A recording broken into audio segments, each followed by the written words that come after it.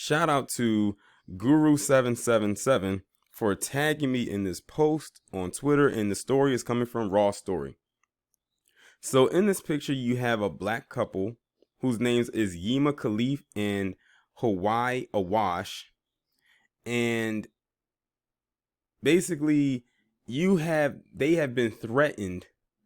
They have a business in California. They were threatened that if Joe Biden wins the election, that their store would get quote unquote raided. Not to put quotations around raided, because we know what they mean when they say raided. I said what's interesting to me is that this person, whoever put it out there, who threatened to raid their store if Joe Biden wins, what if this couple, if these store owners are 45 supporters? It wouldn't matter. All they saw was that they are black. That's it. That's all they needed to see. That's all they needed to hear.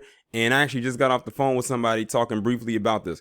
I said they could have been 45 supporters, but it wouldn't really matter because whenever they see black people, a lot of the times they associate or attribute them to being Democratic supporters or Joe Biden supporters. But they said that they would raid this store in particular. They didn't say anything about raiding any other stores or raiding stores, period. They just said this store. They basically just told on themselves. All I'm going to say is this. What happened on November 3rd, this is just the beginning. Have your head on a swivel because they have theirs on one. Y'all just better be prepared for the coming days, weeks, months, whatever. But I'm going to go ahead and I'm going to do the story right now. It says police are investigating threats made against a California city's only black-owned business. Keyword only in this particular city. After social media posts said a quote-unquote raid would take place at the clothing store if Joe Biden was elected president. The threat was issued in a now-deleted Instagram post and came after the store's owners accused Tiburon police of racial profiling back in August. And it's crazy because when I pulled them up, there was a picture of them having some kind of confrontation with the police out there for whatever reason.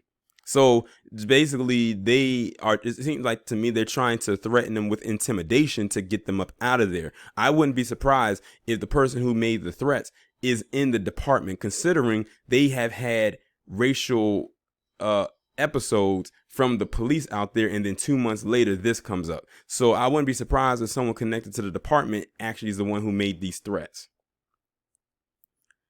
The store owners Yima Khalif and Hawaii Awash accused police officers back in August of profiling and harassing them. Cell phone video footage of the incident went viral on social media.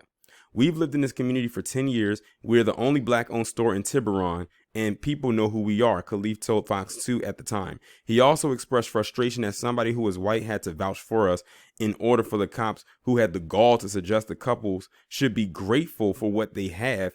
What they consider to be clear racial profiling, to leave them alone. I felt that. He said he felt frustrated that he had to have someone who was white come to their defense in order for the police to back up off of him.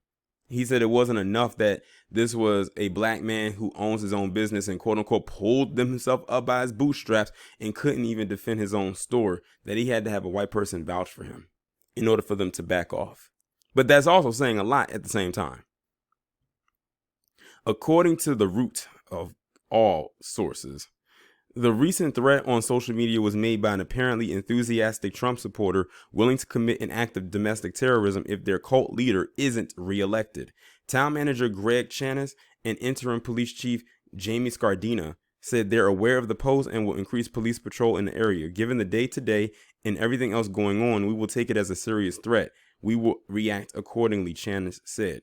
Like I said, considering they have had threats before from the police, they need to see or find out. Like I said, I would not be surprised if the person who made those threats was inside that department.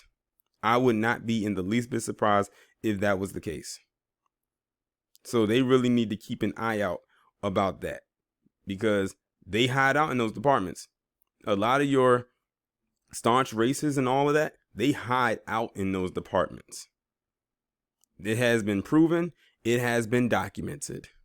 And take that threat as seriously as possible.